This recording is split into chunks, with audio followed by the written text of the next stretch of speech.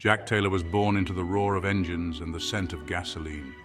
From the moment he took his first breath, the symphony of revving motors and the pungent aroma of oil and rubber were as familiar to him as a lullaby. His earliest memories were filled with the sights and sounds of his father's auto shop, a place where the magic of mechanics came to life. Detroit was his birthplace, its rhythm pulsing in his blood. The city, with its towering skyscrapers and sprawling factories, was more than just a backdrop. It was a living, breathing entity that shaped his very being. The hum of industry, the clatter of machinery, and the constant motion of the city streets were the heartbeat of his existence.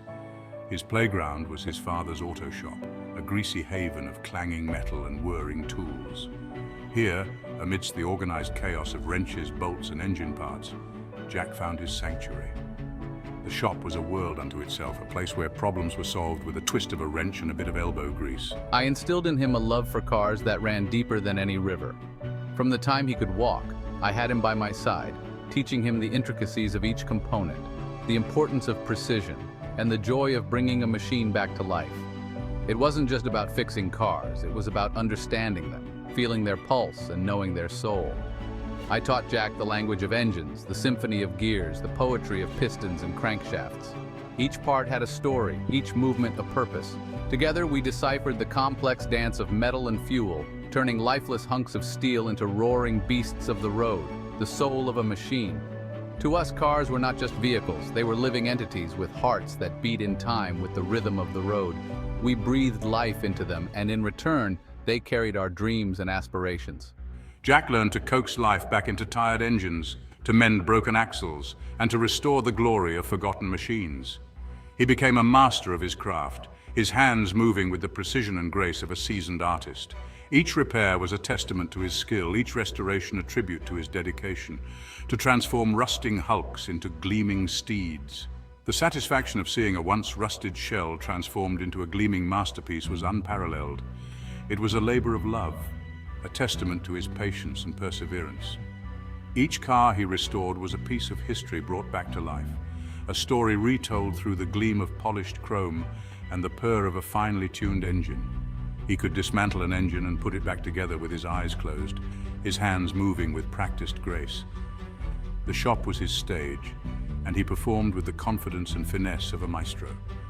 Every bolt tightened, every gasket replaced, was a note in the symphony of his work.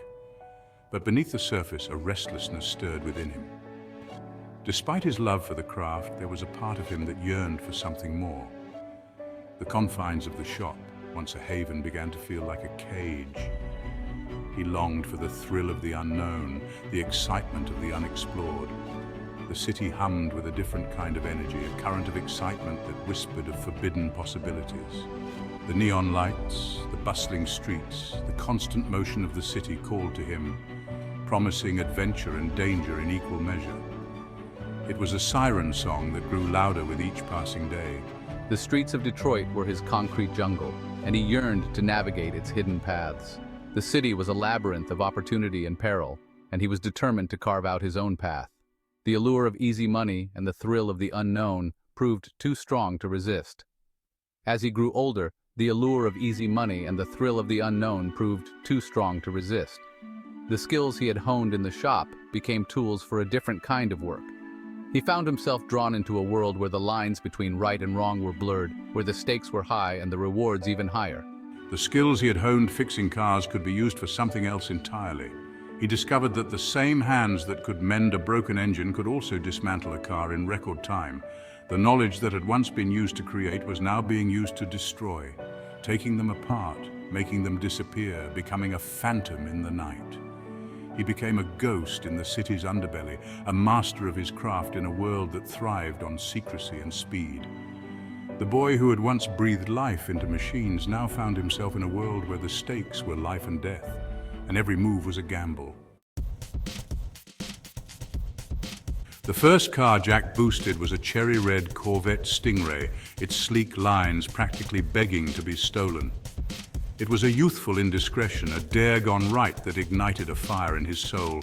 The adrenaline rush was intoxicating, the feeling of power exhilarating. He was hooked. Word spread like wildfire through the city's underbelly. Jack Ghost Taylor, they called him. a whisper in the night, a shadow that could spirit away your prized possession before you even knew it was gone. His reputation wasn't built on brute force or intimidation, but on finesse, on an almost uncanny ability to melt into the shadows. He became a phantom, a whisper, a ghost. He could bypass any alarm system, hotwire any engine, disappear with any vehicle in the blink of an eye. His talent was undeniable, his skills unmatched. He moved with a confidence that bordered on arrogance, but beneath it all, there was a code he clung to. A code of honor learned in the grease-stained shop of his father. Jack's heists weren't about greed or malice. They were meticulously planned operations, each one a work of art in their own right. He studied his targets, learning their routines, their weaknesses, their vulnerabilities. He wasn't a thief. He was an artist, a sculptor of moments, a conductor of chaos. His canvas was the city itself, its streets, his maze, its inhabitants, his unwitting audience. He never stole from those who couldn't afford it.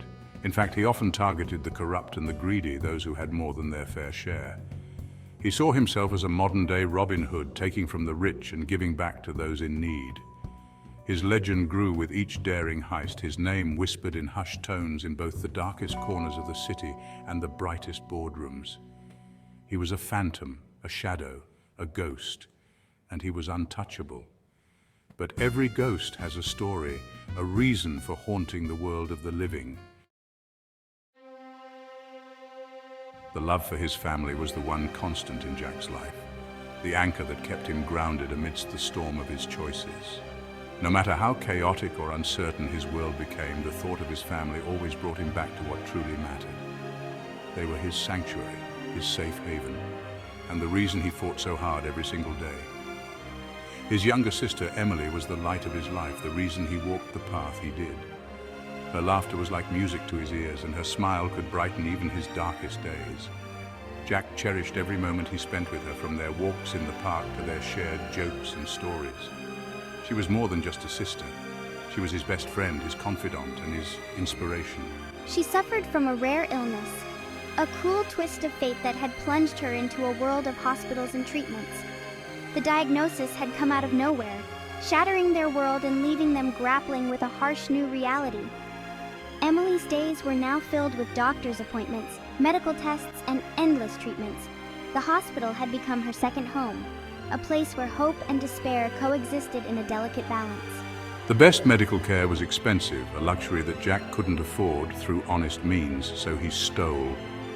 The mounting hospital bills were a constant reminder of the financial burden they faced. Jack had tried everything, working multiple jobs, seeking financial aid, even selling personal belongings, but it was never enough.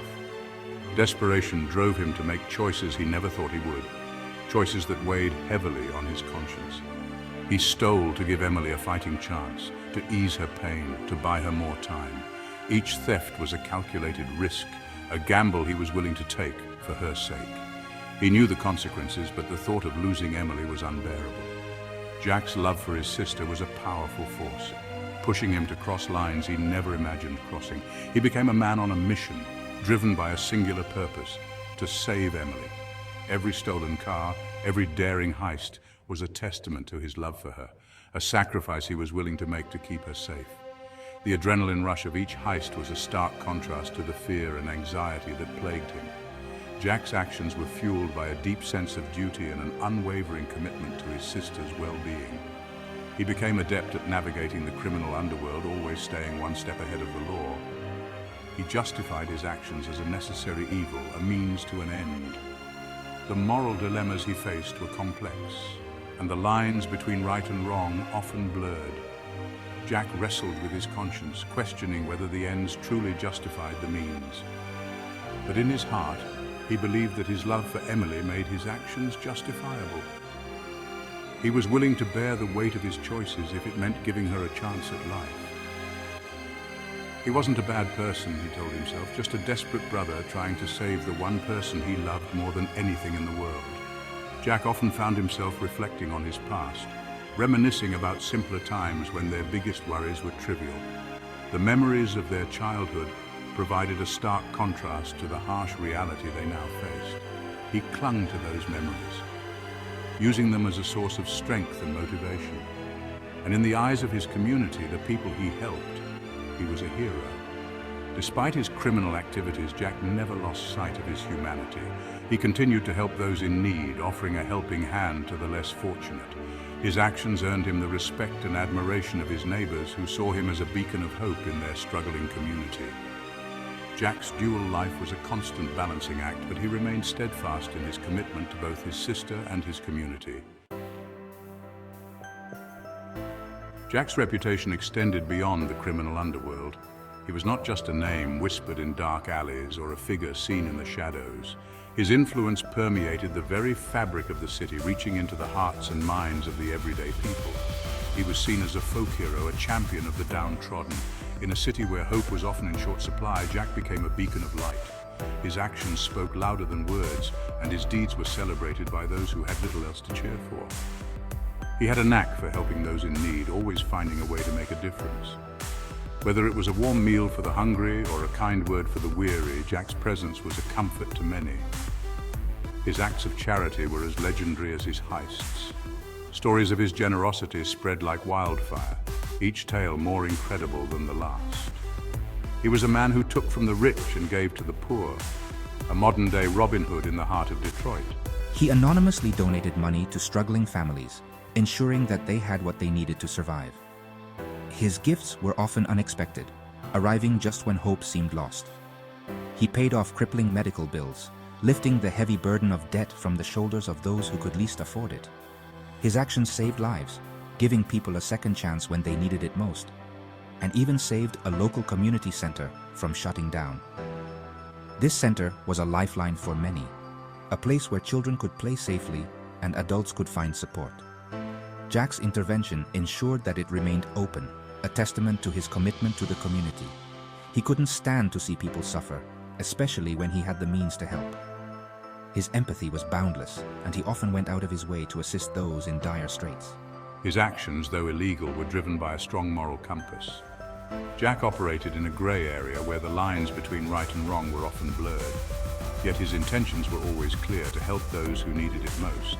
He lived by his own code, a code that placed loyalty, compassion, and justice above all else. This code guided his every move, ensuring that his actions, no matter how unconventional, were always in service of a greater good. He was a contradiction, a criminal with a heart of gold, a thief who stole from the rich to give to the poor. His dual nature made him a complex figure, one who was both feared and revered. The people of Detroit saw him as their own, a symbol of hope in a city plagued by hardship. They embraced him not as a criminal but as a savior. His presence brought a sense of unity and strength to the community. They protected him, shielded him from the prying eyes of the law.